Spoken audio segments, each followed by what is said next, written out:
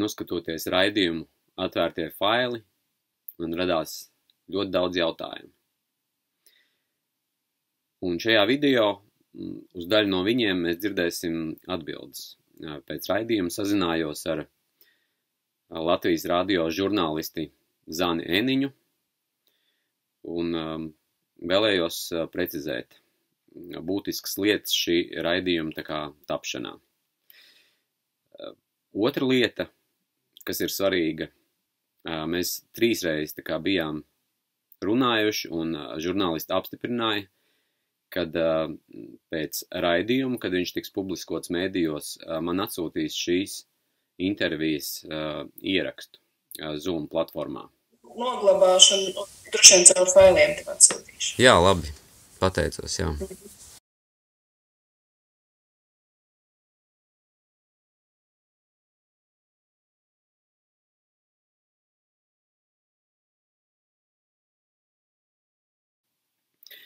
Un pēc intervijas, droši vien, kad zinām iemeslu pēc, tas tika atteikts. Iemesls varētu būt tas, kad ir ļoti liela atšķirība starp interviju par to, ko mēs runājām, kāda bija argumentācija, uz ko tika balstīts mūsu šīs izvēles nereģistrēt un nelaist bērnu skolā, ar to, kāds rezultāts ir sanācis. Tev esot jautājumi? Protams, kad jautājumi radās, noskatoties šo raidījumu, un sapratu, ka atvērtie faili, mūsu faili vienkārši nav varējuši atvērt, bet labi. Laiks jau visu sakārto vienmēr par vietām. Ir jautājumi, kurus droši vien gribētu tev pajautāt, un tad jau tu pati skaties, vai tu vari uz viņiem atbildēt, vai nevari. Un kas tur par ierakstu, var sakot, kas ir noticis šajā sakarā, jo tā ir tāda, daļa no vienošanās šīs sarunas, kurā attiecīgi mēs vienojamies, ka tu to ierakstu atsūtīsi pēc raidījuma. Bija 2 vai 3 sarunas, kurā par šo ierakstu tika jautāts, un attiecīgi nekas nebija mainījies. Un tad pēc raidījuma pēkšņi politika mainās, un kas tad ir noticis? Es jau tev rakstīju.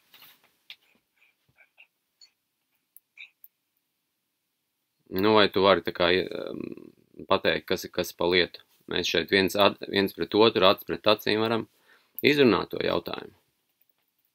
Es tev rakstīju, vai kaut kas no man rakstītā nebija saprotams?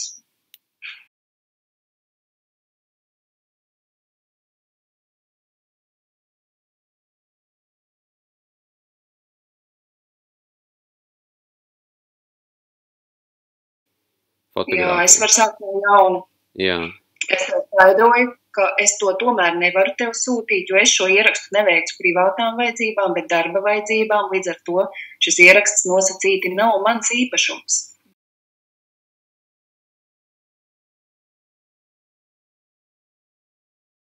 Vai Zoom lietojums bija darba programmatūra? Jā. Un jums radio, var sakot, ir izmēģinājuma versija visiem, ja, kur var 45 minūtes sarunāties, un tad jāpārtrauc sarunu 3 reizes, lai saruna varētu noritēt līdz galam. Ja? Tādi jums ir instrumenti jūsu uzņēmumā?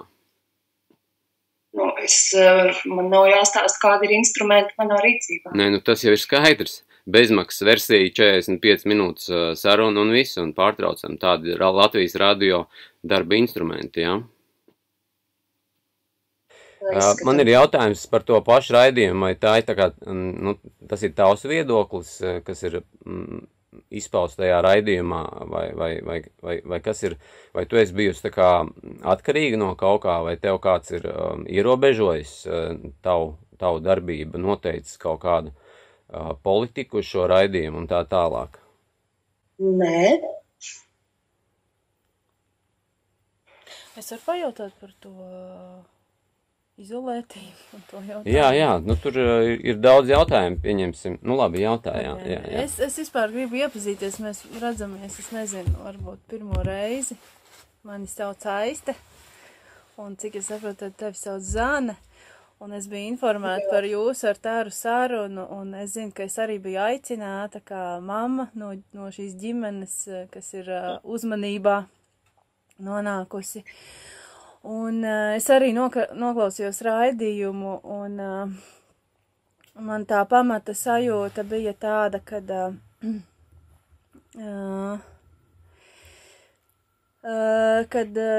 tā mūsu situācija diezgan tādā nereālā nokrāsā, nu, es nejūtos par savu dzīvi tā, kā tas tika atspoguļots, piemēram, par tēmu, cik ļoti mēs esam izolēti no sabiedrības un ka bērnus mācam tikai mēs paši.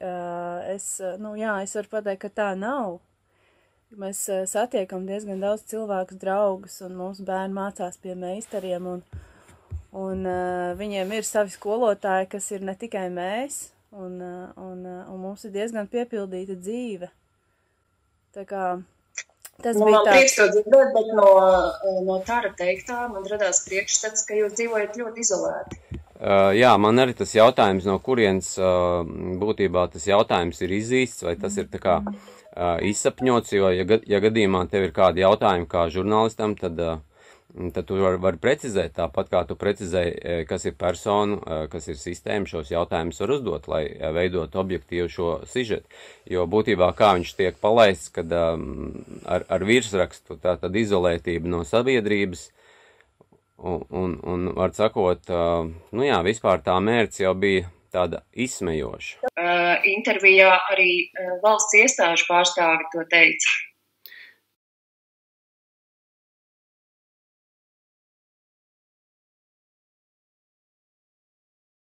Nu, tātad par valsts iestādēm man arī Žurnālists ir starpnieks šajā gadījumā.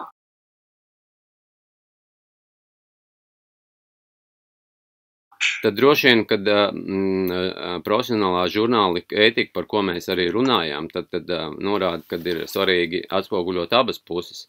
Un tajā brīdī, kad es arī tev izklāstīju, 2 stundas stāstīju to, par to, kad valsts ir fikcija un viņa nav leģitīma, tad būtu ļoti labi, ja šis viedoklis būtu pārraidīts, jo kāpēc mēs nereģistrējam bērnu? Tāpēc, ka viņi jau nav ko reģistrēt. Mēs firmā viņu negribam reģistrēt par lietu. Līdz ar to tas viedoklis ir jāatspoguļo. Un tad tu vari uzlikt visus pārējos, kas tēlo tās lomas, un tad arī klausītājs vai skatītājs var izvēlēties, kurai ta pusē ticēt. Šobrīd sanāk tā, ka viss vairāk vai mazāk ir izrauts no konteksta, un tas galvenais, ko es gribēju tā kā vēstīt, vispār netiek pārraidīts. Tas, ka valsts ir fikcija, sākotnēji bija scenārijā, bet tas tika īsināts laika taupīšanas nolūkā. Jā, un laika taupīšanas nolūkā tika ievietots ieraksts, kurā es 2 reizes pieminēju to, ka mēs sēžam pie brīnišķīga ugunskura, ievadot sarunu ar bāriņtiesas pārstāvjiem. Līdz ar to šis dārgais laiks man likās, kad nav tik būtisks, lai pateiktu to galveno. Es kā autori uzskatu, ka tas bija svarīgi. Protams, ka tu uzskati, un tāpatās arī par sievas, teiksim tā, tas kā tika paziņots, kad es esmu šo jautājumu tā kā nokancelējis, kaut gan mēs varam izlasīt to mūsu sarunu, kā bija, faktiski bija piedāvājums braukt uz Latgali. Sarunājam tikties neitrālā vietā, taču, kad izsaku vēlmi redzēt visu viņa ģimeni, viņš pārceļ sarunu tiešsaistē.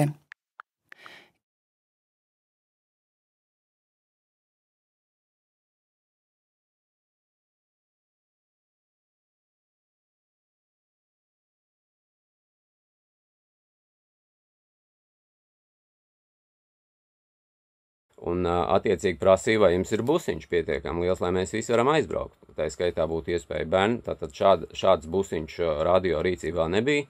Tad mēs vienojamies par Zoom sarunu. Un protams, kad dzīvē mēs gadīties, kad cilvēks saslimst un nav iespējas. Mēs tikpat labi šo sarunu varējām pārlikt vai tikpat labi, ja tu gribēji pārliecināties par to, ka es neesmu viens kaut kāds despots ģimenei, vienkārši tāpat kā mums bija vēl papildus 2 vai 3 sarunas pēc intervijas, uzaicināt, tad Aisti paust savu viedokli, lai šis tad pētījums būtu objektīvāks.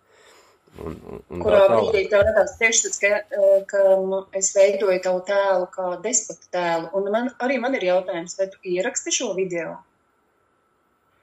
Protams, kad es ierakstu.